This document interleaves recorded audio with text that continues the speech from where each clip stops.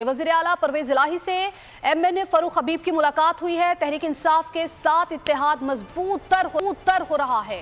परवेज इलाही की जानिब से ये कहा गया है, बदकिस्मती से कुछ अनासिर ने सियासत को व्यापार बना लिया।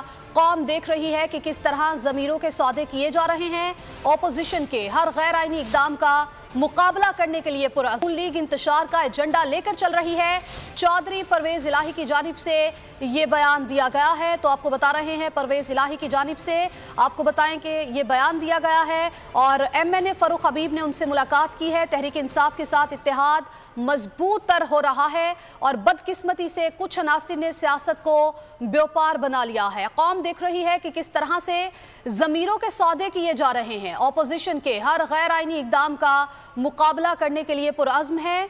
नून लीग इंतशार का एजेंडा लेकर चल रही है। चौधरी परवेज इलाही की जानिब से ये बयान दिया गया है। वज़ीर आला पंजाब परवेज इलाही से MNA फरूख हबीब ने मुलाकात की है। तहरीक इंसाफ के साथ इत्तेहाद मजबूत तर हो रहा है। परवेज इलाही की जानिब से ये बयान सामने आया है, बदकिस्मती से कुछ अनासिर ने सियासत को व्यापार बना लिया है।